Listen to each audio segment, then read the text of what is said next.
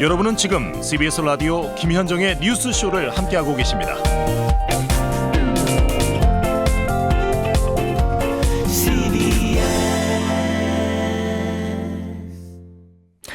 조재범 전 쇼트트랙 코치에 대한 심석희 선수 고발이 있은 후에요. 젊은 빙상인 연대에서는 이런 식의 성폭행 피해자가 5명 정도 더 있다. 그중에 2사람이 기자회견을 준비 중이다 했었죠. 그런데 취소가 됐습니다. 그리고 그 후로 빙상계에서는 더 이상의 폭로는 나오지 않았는데요.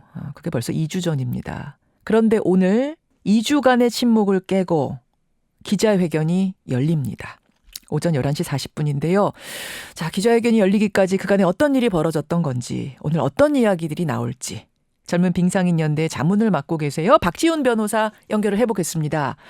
박 변호사님 안녕하세요. 네, 안녕하세요. 기자회견이 잡혔다가 취소되고 잡혔다가 취소되고 한 2번이 미뤄졌어요. 네네. 예, 어떤 이유, 어떤 사정이 있었던 겁니까? 네, 아무래도 피해 선수들이 많이 힘들어해서, 네.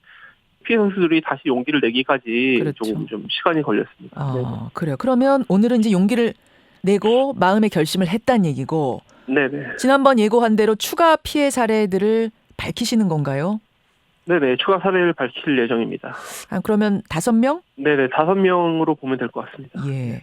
그분들 중에 직접 기자회견장에 나서는 분도 계십니까? 피해 선수들이 기자회견장에 나서는 거는 많이 좀 힘들어 하고요. 예. 그래서 직접 나서지는 않고, 예, 그 사례들을 저희가 발표를 할 예정입니다. 사례들을 대신 네네. 이제 발표하는 형식으로. 어떤 기막힌 사례들이 있어요?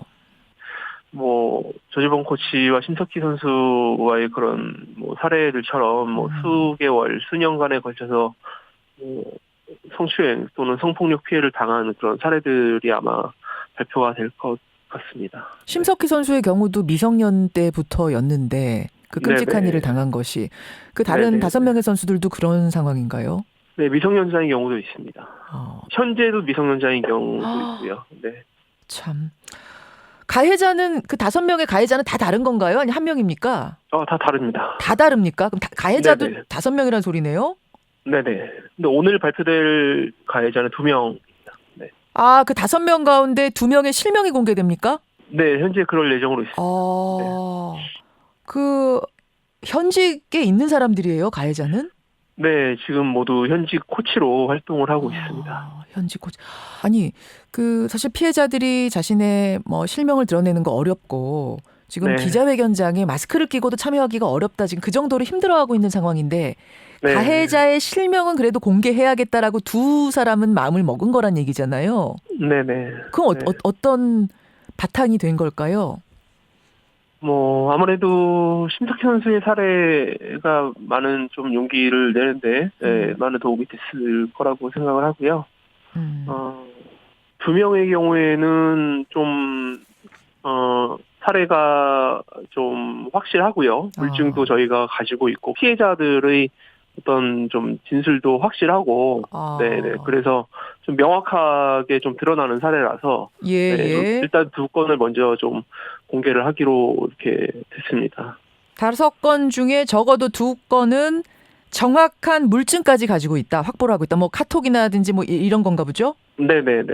맞습니다. 네. 알겠습니다. 2명의 가해자 실명을 오늘 공개한다. 2명 다 현직 코치다. 네네. 근데 지금 조재범 전 코치의 경우는 범행 네. 사실을 일절 부인하고 있으면 전혀 그런 적이 없다. 그냥 성 접촉 네. 자체가 없었다라고 부인을 하고 있거든요. 네. 이 상황 돌아가는 건 어떻게 보세요? 제가 이제 알고 있는 바로는 예. 여러 가지 물증이 카카오톡이라든가 녹음이라든가 이런 것들이 확보되어 있는 걸로 알고 있거든요. 그래서 조재범 코치 측에서 무조건 부인한다고 될 일은 아니고, 예. 네, 탄탄하게 증거가 확보가 돼 있는 걸로 알고 있기 때문에 아마 기소하거나 처벌하는 데는 큰 무리가 없을 걸로 제가 예상을 하고 있습니다. 들은 바도 있고요. 네네. 그렇군요. 네. 단단한 증거들을 가지고 있다, 확보하고 있다 이런 네. 말씀. 네. 자, 이야기를 조금 더 돌려서 조금 더 네. 확장해서 이게 정말 21세기의 일들이 맞는가 싶을 정도예요. 듣다 보면. 네네. 이 사실들을 젊은 빙상인 연대 측에서는 언제쯤부터 인지하게 되셨어요? 폭행 정도가 아니라 성폭행도 벌어지고 있구나 하는 걸. 그 심석희 선수의 폭로가 있기 전 뭐 수개월 전부터 인지를 하고 있었고요. 예. 그런데 그거를 이제 공개를 저희가 못 하고 있었죠. 예. 네. 그건 왜 그럴까요? 공개를 못 하셨던 이유는? 물론 피해자들의 명예 보호가 가장 중요하기 때문에 그때도 피해자들이 역시. 원치 않기 때문에. 네. 그 피해 사례들의 공통점을 쭉 추려보면은요. 네네. 스포츠계 혹은 빙상계 내부의 제일 큰 문제점은 뭐라고 보세요? 또 공통점이 좀 보입니까?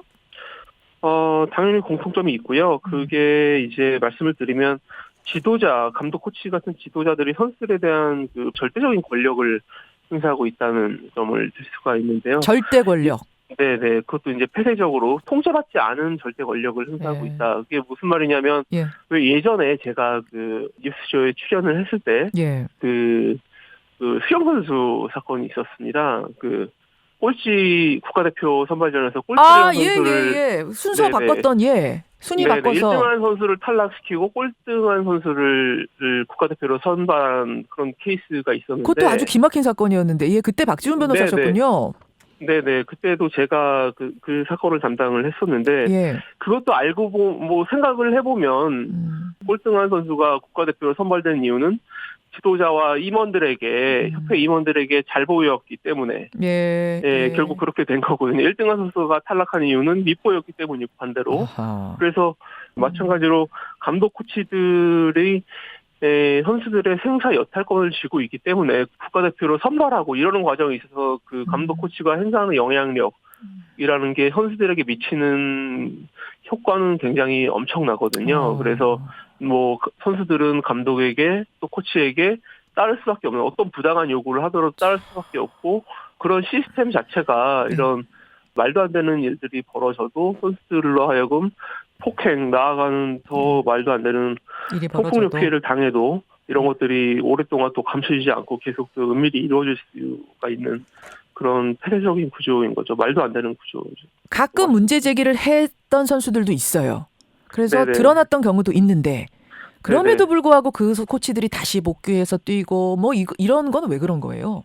그러니까 이제 전혀 처벌받지 않고 징계받지 않는 거죠. 그 가해를 한 가해자들이 그런 것들을 선수들이 보면서 정말 계란으로 바위식이구나라는 거를 이제 선수들이 전부 다 공통적으로 이제 경험적으로 깨닫게 되는 거죠. 그러니까 그게 어떻게 가능하냐는 거죠. 왜 그 코치들은 손방망이 처벌받고 버젓이 다시 떳떳하게 일할 수 있느냐? 왜? 그것이 체육계의 그 정말 오래된 수십 년 동안 한 사람이 권력을 빙상에서는 특히 전명규라고 하는 그 빙상계의 뭐 짜르라고 할 수 있죠. 전 부회장. 그분이 모든 것을 다 관장을 하는 거죠. 아주 작은 부분 하나하나까지. 그러니까 그 전명규 사단에게 어떻게 보이느냐, 그 사단의 눈에 드느냐 안 드느냐에 따라서 선수들이 어떤 그 앞길이 달라지고 그리고 코치들도 이제 일단 전명규 사단의 눈에 들려서 그 사단 안에 편입이 되면 어떠한 잘못을 저지르더라도 일단 그 컴백이 되는 거죠. 안고 가는 거군요. 그 라인을. 네. 알겠습니다. 예. 그런 구조적인 문제가 도사리고 있었다. 후속 대책이 중요할 텐데요. 지금 대한빙상연맹, 대한체육회, 뭐 문광부 줄줄이 대책을 내놨습니다. 어떻게 생각하세요? 제일 중요한 건 뭐라고 보세요? 근데 이런 대책은 사실 한 10년 전에도 나왔었고요. 저는 이것이 과연 실효성 있게 될 것인지를 좀 지켜봐야 된다고 생각을 하는데요. 일단 그 폐쇄적인 권력 시스템이 좀 바뀌기 전에는 이런 것들이 실효성을 발휘하기가 어렵다라고 생각을 하고요. 누가 용기를 내야 되는데 사실 용기 내면 그냥 이 바닥 떠날 각오를 해야지만 용기가 낸다는 얘기 아니에요. 그렇죠? 그렇죠. 네. 구조 자체가 바뀌지 않는 한 뭐 그 후에 징계를 강하게 한다는 등 뭐 아예 그냥 아웃을 시켜버린다는 등 이런 게 다 의미가 없다는 얘기 아닙니까? 맞습니다. 아까 말씀드렸지만 이제 뭐 전명기 교수로 상징되는 그런 파벌 싸움, 파벌이라기보다는 독재 권력이죠. 그 전명규 사단이. 그래서 그 전명규 사단을 해체하지 않고서는 어떤 개혁도 사실 이루어질 수 없다. 저는 이렇게 보고 있고요. 네네. 알겠습니다. 오늘 11시 40분 기자회견 주목해 보겠습니다. 고맙습니다. 네, 알겠습니다. 네.